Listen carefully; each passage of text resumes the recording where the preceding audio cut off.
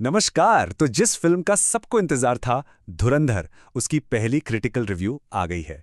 चलिए जरा गहराई से देखते हैं कि आखिर क्रिटिक्स का इस पर क्या कहना है। तो रिव्यू की जो हेडलाइन है वो अपने आप में ही सब कुछ कह देती है। एक तरफ तो ये एक जबरदस्त विजुअल स्पेक्टेकल है, लेकिन दूसरी तरफ इसकी कहानी खुद से ही लड़ती हुई नजर आती है। मतलब एक कमाल का तमाशा। पर कहानी का क्या? तो सबसे पहले ये समझते हैं कि क्रिटिक के हिसाब से ये फिल्म है किस बारे में, आखिर इसकी कहानी क्या है। तो देखिए, धुरंधर एक high concept science fiction film है। इसकी कहानी एक एक्सप्लोरर की है जो एक ब्लैक होल के एकदम मुहाने तक पहुंच जाता है। और क्यों जाता है? अपने परिवार के एक खोए हुए सदस्य को ढूंढने के लिए। और जाहिर है, इस सफर में उसे टाइम और रियलिटी के ऐसे ऐसे पैराडॉक्सेस का सामना करना पड़ता है जो दिमाग घुमा दें। और हाँ, एक बात जो क्रिटिक ने साफ साफ कही है वो ये कि फिल्म का मकसद बहुत बड़ा था। मेकर्स का इरादा सिर्फ एक और स्पेस फिल्म बनाना नहीं था, बल्कि वो स्क्रीन पर स्पेस एक्सप्लोरेशन को देखने का हमारा नजरिया ही बदल देना चाहते थे। बहुत बड़ा एम्बिशन है ये। तो ठीक है, कमियां अपनी जगह हैं, पर अब बात करते हैं उन चीजों की जिनकी रिव्यू में जम के तारीफ हुई है। तो देखिए, तारीफों के लिस्ट में सबसे ऊपर है अन्या शर्मा की जबरदस्त परफॉर्मेंस। फिर आते हैं इसके स्पेशल इफेक्ट्स जो इतने असली लगते हैं कि कमाल ही कर देते हैं। और साथ ही इसकी सिनेमाटोग्राफी और म्यूजिक स्कोर को भी बहुत सराहा गया है, जो मिलकर एक हॉन्टिंग सा माहौल बना देते हैं। अन्या शर्मा के बारे में तो रिव्यू में साफ लिखा है कि वो सिर्फ एक्टिंग नहीं कर रही हैं, बल्कि पूरे फिल्म के इमोशनल केओस को अकेले ही अपने दम पर संभाले हुए हैं। मतलब उनकी परफॉर्मेंस ही फिल्म की आत्मा है।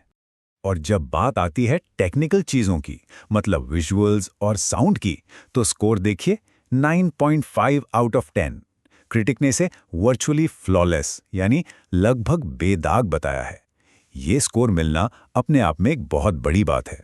तो फिर सवाल वही है, अगर विजुअल्स इतने शानदार हैं, लीड परफॉर्मेंस इतनी जबरदस्त है, तो फिर गड़बड़ कहाँ हुई? आखिर वो क्या चीज थी जो क्रिटिक को खटक गई? चलिए, अब आते हैं फिल्म के उस पहलू पर जहां कहानी थोड़ी लड़खड़ा गई। यहीं पर फिल्म की सबसे बड़ी ताकत और सबसे बड़ी कमजोरी आमने सामने आ जाती है। एक तरफ है विजनरी विजुअल्स, मतलब आंखों के लिए तो जैसे कोई दावत हो, पर दूसरी तरफ एक बहुत ही उलझी हुई कॉम्प्लिकेटेड कहानी। रिव्यू कहता है कि शायद फिल्म देखने में इतनी शानदार है कि कहानी कहीं पीछे छूट जाती है, उसे समझना मुश्किल हो जाता है। मतलब कह सकते हैं कि जो इसकी सबसे बड़ी खूबी है, वही इसकी खामी भी बन गई।